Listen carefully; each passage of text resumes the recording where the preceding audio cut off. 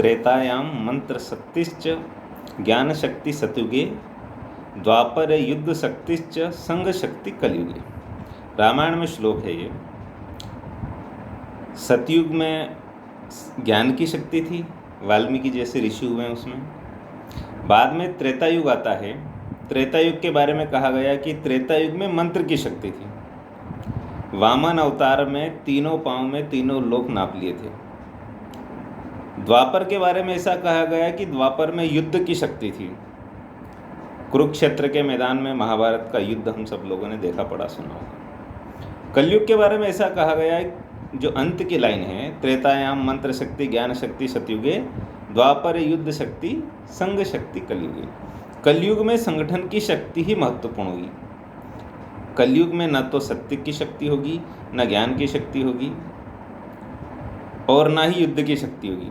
जिसका संगठन मजबूत होगा, जिसके संगठन में शक्ति होगी, ताकत होगी, वही अपना काम कर जाएगा। इसलिए प्रायः देखने में आ रहा अभी कि हर जाति समाज के संगठन, सोशल संगठन, धार्मिक संगठन, कॉलोनियों में संगठन है, बस्तियों में संगठन है, उद्योग व्यापार वाणिज्य में हर जगह संगठन, कहीं सामाजिक संगठन है, धार्मिक संगठन है, सोशल ग्रुप है, स्वयं सहायता संगठन है। ऐसे कई प्रकार के संगठन बन रहे हैं, क्योंकि वास्तव में अब एक ज़माना था जब राजा जो है वो माँ के पेट से पैदा होता था। अब जो है राजा वो माँ के पेट से पैदा नहीं होता। अब राजा वोटिंग मशीन के अंदर से पैदा होता है। इसलिए जिसकी संख्या ज़्यादा राजा उसका बनता है, अर्थात जिसका संगठन मजबूत होगा उसी का। बचपन में नैतिक शिक्षा में कहानी पढ़ी थी कि एक किसान रहता है, उसके तीन पुत्र रहते हैं, आपस में लड़ते रहते हैं। समझाने का पूरा प्रयास करता है, किसान नहीं समझ में आती उनको। एक दिन वो एक उपाय सूझता उसको, वो 3 लकड़ी की छड़ी लेकर के आता है, एक एक तीनों को देता है और उनको कहता है कि इनको तोड़ दो। एक एक करके वो तीनों उसको तोड़ देते हैं। फिर वो किसान उन तीनों लकड़ियों को आपस में बांधता है और बांधने के बाद उनको देता है कि अब तोड़ो। चूँकि तीनों का जॉइंट हो जाता है इसलिए वो नहीं तोड़ पाते उसको। इस घटना के बाद से उन तीनों पुत्रों को बात समझ में आ जाती है कि हम तीनों अगर अलग अलग रहेंगे तो कोई भी हमको तोड़ देगा, और तीनों अगर संयुक्त रहे, जॉइंट होकर के रहे, तो कोई भी हमको तोड़ नहीं पाएगा। और इस घटना के बाद से तीनों बच्चों ने आपस में लड़ना बंद कर दिया था।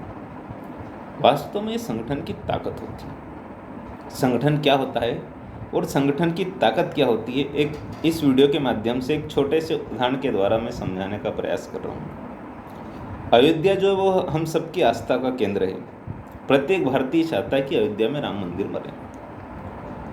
तो वहाँ के कुछ लोग जो थे, शासकीय कर्मचारी थे, रिटायर्ड हो गए थे, कुछ बुजुर्ग लोग थे।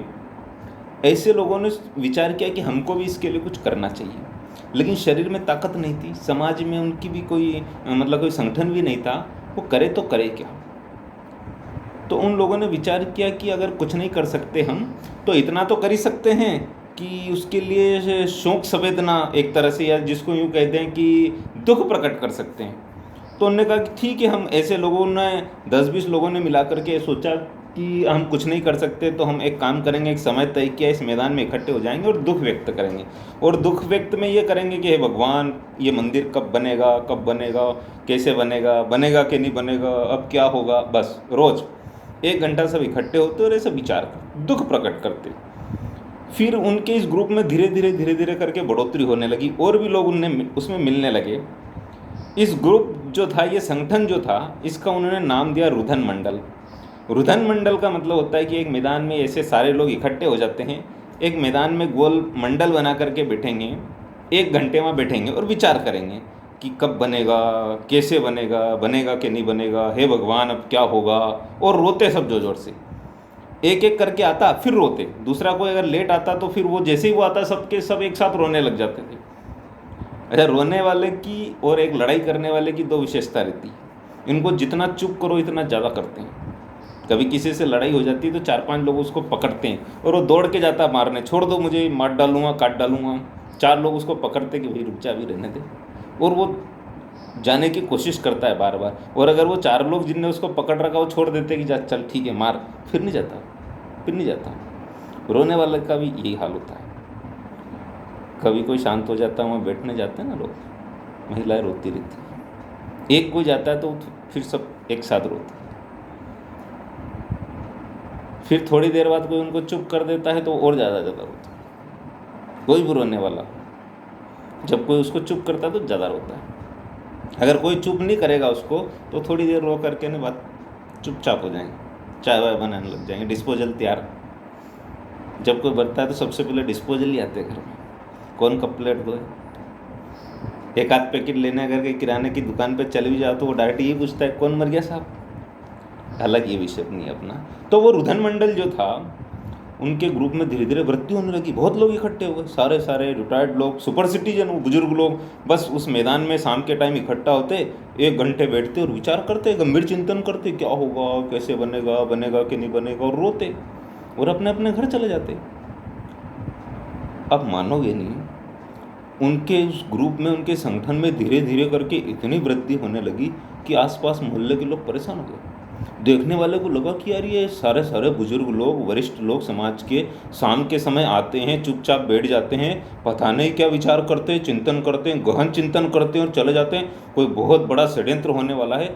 और आप मानोगे नहीं, उनकी रिपोर्ट डाल दी थाने में। ये सारा का सारा राज तो तब खुला जब उनकी रिपोर्ट डली और उनने अपने बयान में बताया कि साहब हम तो कोई षड्यंत्र करने वाले नहीं, कोई बम ब्लास्ट करने वाले नहीं, हमने तो ऐसा ऐसा संगठन बनाया और ऐसा ऐसा विचार करते हैं बैठ करके। तो वास्तव में संगठन की ताकत होती है। लोग वैसे ही डरते हैं अपने आप। जब संगठन होता है तो बाकी के लोग, सारे के सारे लोग अपने आप डरते हैं। इसलिए वास्तव में जो रामायण के श्लोक में कहा गया है, त्रेतायाम मंत्र शक्ति, ज्ञान शक्ति सतयुगे, द्वापर युद्ध शक्ति, संग शक्ति कलयुगे। संगठन के बल पर ही कलयुग में राज किया जा सकता है।